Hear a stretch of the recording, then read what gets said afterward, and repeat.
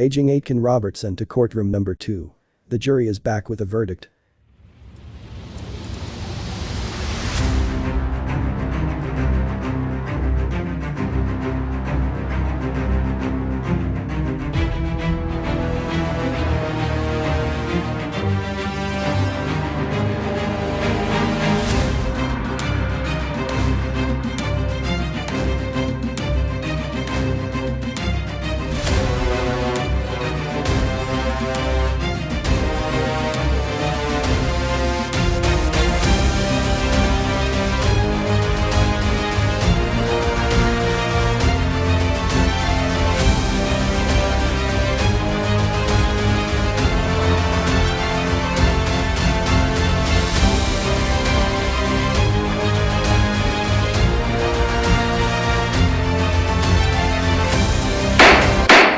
Members of the jury, how do you find the accused? Guilty or not guilty? Not guilty on all accounts, Your Honor.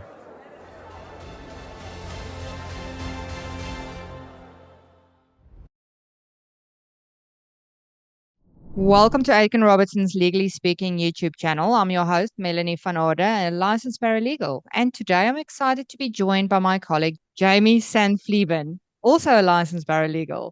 In this episode, we'll be diving into the common misconceptions about medical driver's license suspensions. So stay tuned as we clear up the confusion and provide you with the information you need to navigate these complex issues. Let's get started. Hi, Jamie. Hello. Thank you for putting this together.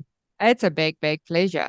So, Jamie, can you explain to us what are some of the common misconceptions about medical suspensions of driver's license? Yes, I certainly can. And by extension, some common misconceptions about filing an appeal to the Licensing Appeals Tribunal to try to appeal that suspension, and about the process and the purposes behind it, and even the supporting and legislation that possibly we can clear up a lot of misconceptions and get you on the way, if you're in that situation, to resolving it in the most efficient way possible. So first of all, the biggest mistake that people make, in my experience, is that they believe that they're bringing their doctor in front of the Licensing Appeals Tribunal. In the very high percentage of cases, not every case, but a very high percentage of cases, when people face a medical license suspension, it has come from some unsolicited medical report from a medical practitioner.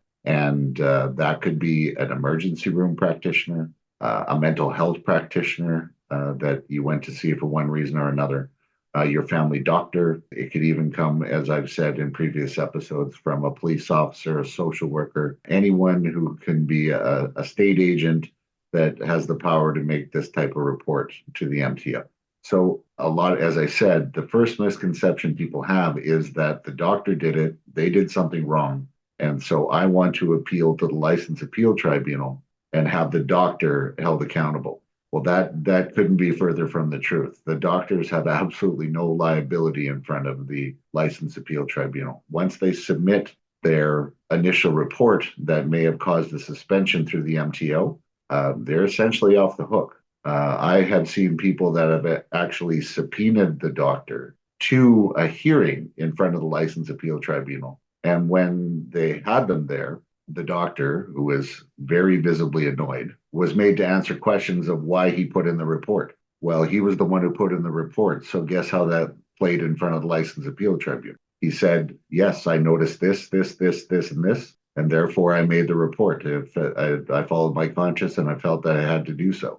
So it completely backfired is what I'm saying. The doctors are not on trial here. They're not looking for anything they did that was improper. They're solely there to answer two questions. It's the same two questions that the MTO wants answered as well in order to relicense you.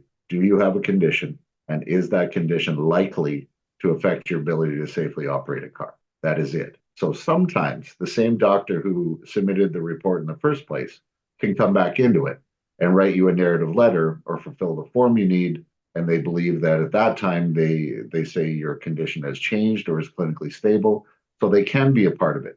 But in no way are they the ones that have to answer in front of the Licensing Appeals Tribunal. That is technically who is answering is the MTO, because as I've said in a previous episode, the MTO is the only body that has the power to suspend your license. So in front of the License Appeal Tribunal, it is the onus of the registrar, the MTO, to prove that the two-pronged test, do you have a condition? And is that condition likely to affect your ability to safely operate a car? They prove that in a number of ways, and we make it hard for them to prove that in a number of other ways. That leads me to the second biggest misconception and kind of I see people sort of sabotaging their own interests in this process in this way. They believe that it is their motivation to get their license back that is going to get their license back. I hear all the time, as you can imagine, Melanie, if you lost your license, it would be devastating. You lose your ability to do so many things in life, to run your family, to get to and from employment location. Perhaps you drive actually during the course of your employment, like you're mobile during your day, and so you literally can't work. There's the list that goes on and on and on. People think that's what they need to put in their appeal. Well, the License Appeal Tribunal knows how important it is for people to have a license. That's why the process exists in the first place. They honestly, if you take space and time in your appeal to explain how much you need your license back and why this is sort of an offense against you, all you're really illustrating is that you don't understand the process, and you don't understand the seriousness of the situation you're in.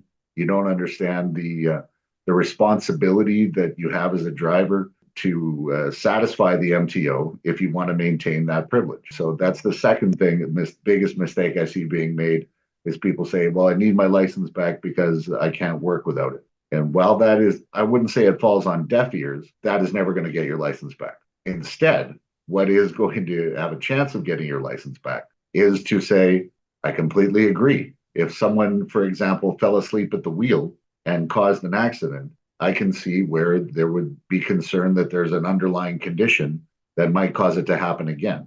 However, look at all the changes I've made, look at the tests I've done, look at the doctors that are willing to sign off of this for me. That's how we best make it difficult for the MTO to prove that that condition is going to be a problem going forward. The other major misconception I see regarding medical suspensions and appeals before the LAT is in the letter they get from the MTO. I'll use the example of substance abuse disorder. As you can imagine, substance abuse disorder is one of the conditions that you can possibly have that will get you indefinitely suspended medically. That substance is more often than not alcohol. In the letter that you receive from the MTO, it says 2 time threshold. We want to see you abstinent for 1 year.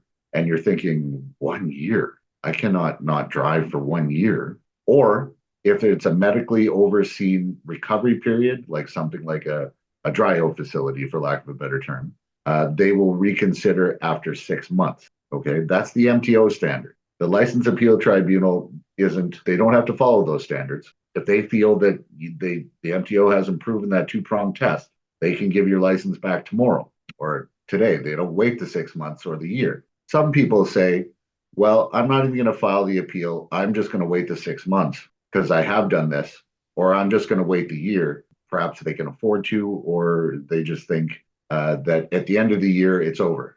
It's not. You still have to satisfy the MTO that there's no medical condition here. Even if you wait the time thresholds, it's not like they lift the suspension on a certain date. That is indefinite until you show them that there's no condition that is going to affect your ability to safely operate a car. Well, thank you so much, Jamie, for discussing all these common misconceptions and for joining us today. And thank you to everyone else for joining us today on the Legally Speaking Aiton Robertson YouTube channel. So don't forget to like, subscribe, and hit that notification bell so you never miss another video. Until next time, stay informed, stay engaged. Take care. Thank you for tuning in to Legally Speaking, proudly brought to you by Aiton Robertson Criminal Defence. We represent clients facing criminal charges all over Ontario, providing you with legal support and dedicated advocacy. If you enjoyed this episode and want to see more content, please like and subscribe to our channel. For more information, visit our website. We also offer free books on various types of criminal charges, which you can request on our website or by using the QR codes on your screen now. For legal assistance, call us today or visit our website to request a meeting with one of our experienced lawyers or licensed paralegals. Thank you for watching, and we'll see you next time on Legally Speaking.